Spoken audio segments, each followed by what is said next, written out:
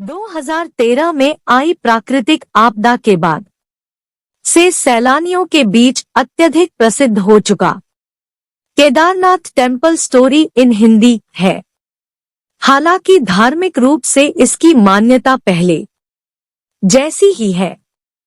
ऐसा इसलिए क्योंकि केदारनाथ 12 ज्योतिर्लिंगों में एक ज्योतिर्लिंग पंच केदार में एक केदार एवं उत्तराखंड के 4 छोटे धामों में से एक धाम केदारनाथ मंदिर की कहानी इन हिंदी है। अब बात करते हैं केदारनाथ के इतिहास की। केदारनाथ मंदिर हिस्ट्री इन हिंदी। बहुत से भक्तों के मन में यह प्रश्न होता है कि केदारनाथ मंदिर का निर्माण किसने किया या केदारनाथ की कहानी क्या है। इसलिए आज हम आपको केदारनाथ मंदिर का संपूर्ण इतिहास बताएंगे। कुरुक्षेत्र की भूमि पर 18 दिनों तक लड़े गए महाभारत के भीषण युद्ध के बारे में भला कौन नहीं जानता।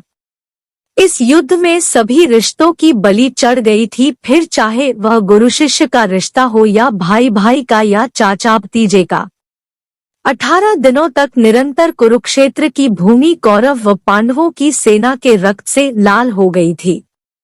महाभारत का युद्ध समाप्त होने के पश्चात विजय तो अवश्य ही पांडवों की हुई थी, लेकिन तब तक बहुत देर हो चुकी थी क्योंकि उन्होंने भी बहुत कुछ खो दिया था।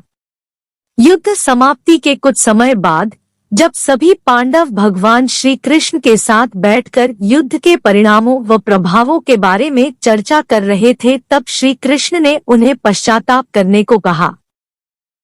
श्री कृष्ण के अनुसार पांडवों के ऊपर ब्रह्महत्या, गोत्र हत्या, कुलहत्या, गुरुहत्या इत्यादि कई पाप चढ़ चुके थे।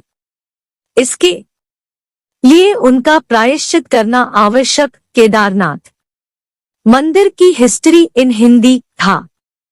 पांडवों ने इसका उपाय पूछा तो श्री कृष्ण ने बताया कि उन्हें इन पापों से मुक्ति केवल भगवान भोलेनाथ ही दे सकते हैं। इसके पश्चात सभी पांडव भगवान श्री कृष्ण की आज्ञा से भगवान शिव से मिलने काशी नगरी की ओर चले गए। श्री कृष्ण के आदेशानुसार सभी पांडव भगवान शिव की नगरी काशी, बनारस या वाराणसी पहुंचे। हालांकि भगवान शिव को पांडवों के उनसे मिलने आने की सूचना पहले ही मिल चुकी थी, लेकिन वे उनसे मिलना नहीं चाहते थे।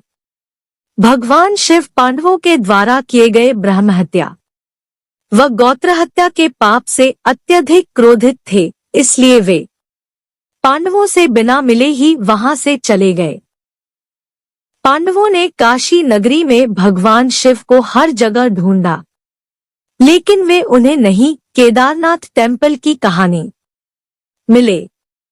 इसके बाद सभी पांडव हिमालय के पहाड़ों पर बसे उत्तराखंड के गढ़वाल क्षेत्र में चले गए। भगवान शिव भी पांडवों से छुपकर यहीं आए थे।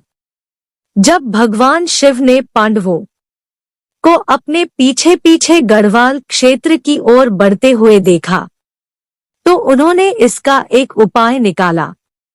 वहां हाड़ों के बीच कई पशु घास के मैदान में चर रहे थे। भगवान शिव उन पशुओं के बीच में गए और बैल रूपी अवतार ले लिया ताकि पांडव उन्हें पहचान ना पाए। गढ़वाल के पहाड़ों पर भी पांडवों ने भगवान शिव को हर जगह ढूंढा, लेकिन वो उन्हें नहीं मिले। अंत में महाबली भीम को एक उपाय सूझा और उसने अपना शरीर पहाड़ों से भी बड़ा कर लिया।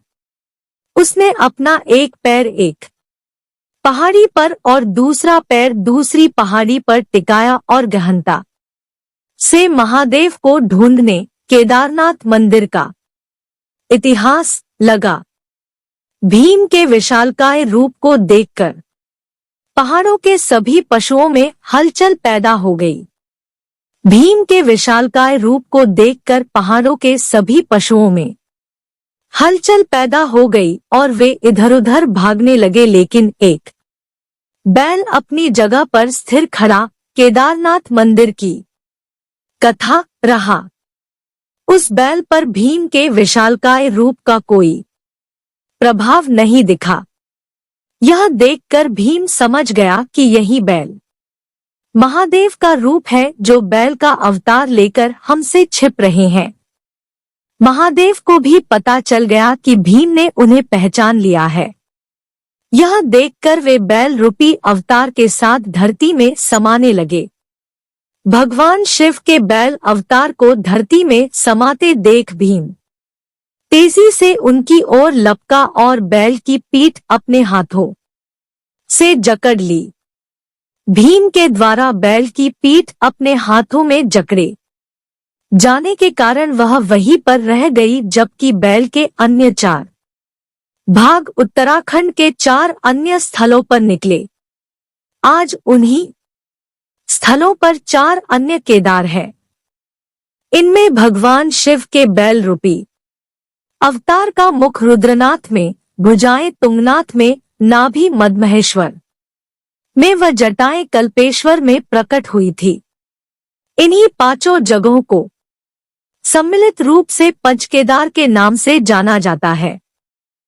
भीम के द्वारा भगवान शिव के बैल अवतार की पीठ पकड़े जाने के बाद वह वही रह गई थी।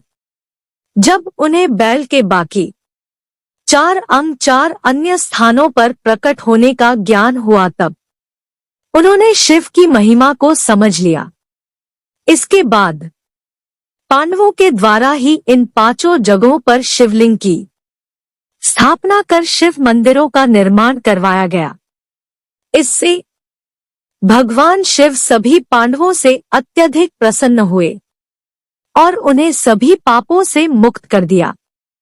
हालांकि इसके बाद पांडवों के पोते जन्मेजय ने केदारनाथ मंदिर के निर्माण को और आगे बढ़ाया और यहां आम लोगों को पूजा करने की अनुमति प्रदान। केदारनाथ टेम्पल किसने बनवाया कि इसलिए केदारनाथ मंदिर के निर्माण में जन्मेजय का भी योगदान था। समय के साथ 7 पांडवों के द्वारा बनाया गया यह मंदिर जर्जर हो गया व कई जगह से क्षतिग्रस्त हो गया।